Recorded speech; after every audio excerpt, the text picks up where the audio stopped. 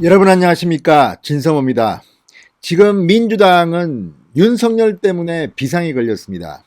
이거 윤석열을 자꾸만 비판하면 인물만 키워주는 꼴이 되고 또 가만히 있자니 미워 죽겠고. 자, 민주당은 지금 윤석열 총장의 거취 문제를 거론하고 나섰습니다. 물러나라는 겁니다. 문재인 대통령을 거론하면서 이렇게 비판을 합니다. 그러나 문재인 대통령은 윤석열 총장을 과연 자를 수 있을까요? 부정적입니다. 왜 그럴까요? 자, 마음에 들지 않으면 내 목을 치라고 윤석열은 말하는데 문재인 대통령은 결코 그렇게 하지 못할 것이다. 이런 취지의 칼럼 하나가 국민들한테 충격을 주고 있습니다. 자, 조선일보의 최재혁 기자가 쓴 칼럼입니다. 제목도 아주 재밌습니다. 마음에 안 들면 내 목을 치라는 윤석열. 이게 제목입니다. 자, 최재혁 기자는 법조 출입을 오래 베테랑입니다. 저도 개인적으로 알고 있는 기자입니다. 자, 이 기사를 보면 지금 윤석열 총장의 마음이 어떠할지, 그리고 문재인 대통령의 마음이 어떠할지 짐작을 하게 합니다. 윤석열 총장은 문재인 대통령에 대한 마음이 지금은 좀 변했다고 합니다. 최재혁 기자의 주장입니다. 반면 문재인 대통령은 폼생폼사 윤석열을 결코 자르지는 못할 것이라는 게 최재혁 기자의 결론입니다. 왜 그럴까요? 자, 최재혁 기자는 윤석열 총장의 국정감사장 발언을 주목합니다. 자, 윤석열 총장이 지난 22일 이렇게 말했습니다. 대통령께서 총선 이후 민주당에서 사퇴하라는 얘기가 나왔을 때도 적절한 메신저를 통해 흔들리지 말고 임기를 지키며 소임을 다하라고 전했다. 국감장에서 한 말입니다. 자, 언급 자체가 금기시되는 현직 대통령의 비공식 메시지를 TV로 생중계되는 국감 현장에서 공개한 것이다. 여당 의원들은 자리 보존을 위해 대통령을 끌어들였다고 비난했다. 자, 그 장면을 봤다면 가장 당황했을 사람은 문재인 대통령이다. 최재혁 기자의 결론입니다. 문재인 대통령 급당황했을 겁니다. 왜 내 이야기가 나오지? 자, 추미애 장관과 민주당 인사들이 그렇게 윤석열 나가라 이런 메시지를 보내고 있는데 문재인 대통령은 그렇지 않다는 것을 공개적으로 TV가 생중계되는데 윤석열 총장이 말한 겁니다. 문재인 대통령이 당황했을 수밖에 없겠습니다. 자, 윤 총장 발언에 담긴 의미는 결국 제가 마음에 안 들면 대통령께서 직접 목을 치시라는 것이었기 때문이다. 최재혁 기자는 말합니다. 문 대통령과 윤석열 총장의 관계는 여권에 알려진 것보다 훨씬 다층적이고 복잡한 과정을 거쳐 형성됐다고 최재혁 기자는 봅니다. 문 대통령은 한때 윤 총장을 신주단지 모시듯 했다. 윤 총장은 박근혜 정부 적폐수사를 통해 문재인 대통령이 41% 득표로 집권할 수 있는 토대를 마련했다. 2012년 대선에서 패배한 문재인 대통령이 억울한 패장이라고 그 진영에서 믿게 된 이유가 바로 윤 총장이 밀어붙였던 국정원 댓글 선거 개입 사건 수사 영향이었다. 이렇게 최 기자는 진단합니다. 실제로 문재인 대통령은 그래서 윤석열 총장의 이 반항 정신, 검사 정신을 높이 샀는지도 모르겠습니다.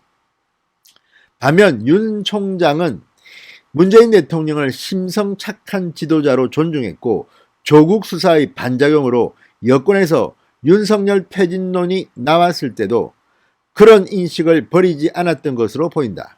총선 이후 전달됐다는 소임을 다하라는 메시지는 여러 채널을 통해 전달됐다는 말이 들린다. 그러니까 이 메신저가 여럿이라는 말입니다. 사실일 가능성이 높습니다. 그러나 총선이 끝나고 폭주하기 시작한 정부 여당의 국가운영, 6월 이후 자신을 겨냥한 추미애 장관의 세 차례 수사지휘권 발동, 여권 인사와 친여매체가 합작한 인신공격성 공세 등을 겪으면서 문재인 대통령에 대한 생각도 달라졌다고 한다. 윤석열 총장이 문재인 대통령에 대한 생각, 심성 착한 지도자에서 달라졌다는 겁니다. 이게 중요합니다. 지금 윤석열 총장은 카드를 쥐고 있을지도 모릅니다. 제가 생각할 때는 그렇습니다. 워낙 문재인 청와대, 문재인 사람들, 문재인과 관련된 인물들이 사고를 많이 쳐서 지금 기소된 게 어마무시하게 많습니다. 게다가 라임 옵티머스 사태는 그 정점을 칠 것으로 보이기 때문입니다. 자, 윤 총장이 대통령의 비공식 메시지를 공개한 것은 다분히 부적절하다. 그럼에도 문 대통령이 그의 반응에 윤 총장에게 나가라고 하긴 어려운 상황이다. 지금 이 시점에 윤 총장을 쫓아낸다면 문재인 대통령으로는 살아있는 권력에 엄정하라고 윤 총장에게 당부한 것을 포함해 그동안 자신의 은행을 모두 뒤집어야 한다. 착하고 선한 이미지로 지지자들의 사랑을 받는 역할, 강준만 교수 표현입니다.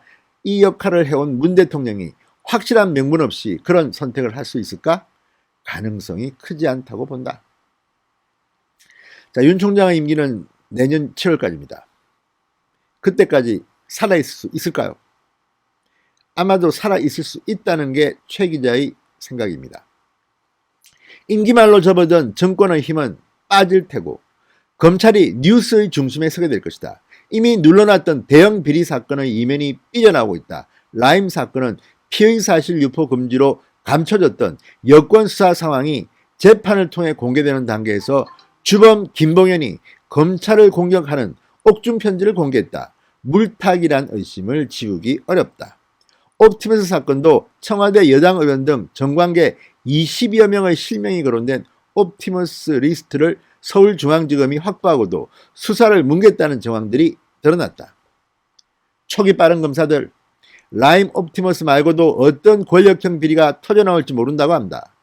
라임 수사를 지휘했던 박순철 전 서울남부지검장이 정치가 검찰을 덮었다면서 사표를 내며 던진 메시지, 검사들 분위기도 이전 같지 않다. 지금 검사들은요, 윤석열 총장이 국정감사에서 발언을 한 뒤 굉장히 고무됐다고 합니다. 윤 총장으로 뭉치고 있는 분위기가 고조되고 있다고 합니다. 검사들 분위기가 이전 같지 않다. 이제 눈치 안 보고 메스를 들일지도 모른다는 이야기입니다. 자, 그리고 새로운 사실을 최재혁 기자는 거론합니다. 감사원이 자료를 이첩할 월성 원전 조기 폐쇄 감사 결과에 대해서 윤석열 총장이 수사 지시를 내릴 가능성이 크다. 검찰 내부에서는 그걸 수사 안 하면 검찰이 아니다는 말이 벌써 나온다고 합니다. 추미애 장관이 또 사기꾼을 등장시켜 윤 총장의 수사지휘권을 박탈할 수 있을까? 윤 총장의 정치행보라고 공격하겠지만 인사와 수사방해를 통해 유례를 찾기 어려울 정도로 검찰을 정치화한 것은 이 정권이다. 윤 총장이 정치를 하고 말고는 내년 7월 이후의 문제다. 자, 이게 중요합니다. 윤석열 총장의 임기가 아주 묘합니다. 내년 7월까지인데 내년 7월이면 국민의힘과 같은 야당의 대권 후보 누구를 뽑을지 캠페인이 시작되는 때입니다. 가능하다는 이야기입니다. 마음만 먹으면. 물론 윤 총장이 국민의힘에 들어갈지 아무도 모릅니다. 무소속 나올지도 아무도 모릅니다. 그리고 나중에 무소속으로 나와서 국민의힘 대표와 합칠 수도 있습니다. 그것은 아무도 모릅니다. 그러나 지금 어쨌든 문재인 대통령이 윤 총장을 자른다? 아마도 윤 총장은 문재인 대통령에 대한 카드를 쥐고 있을 가능성이 높습니다. 지금 이렇게 윤 총장이 당당한 모습을 보이는 것은 그만큼 문재인 정권이 약점이 많고 비리 혐의가 많은 정권이기 때문입니다. 아무튼 최재혁 기자의 말처럼 내목을 쳐 마음에 들지 않으면 그래도 문재인은 못 친다는 겁니다. 자, 어쨌든 올 연말 내년 초 문재인 정권이 급속하게 힘이 빠지면서 비리가 터져나오고 검사들이 뉴스의 전면에 나설 가능성이 높습니다. 그때를 한번 기대해 보겠습니다. 윤석열 총장은 어떤 모습으로 우리 앞에 나타날까요? 진성호의 직설이었습니다. 여러분 감사합니다.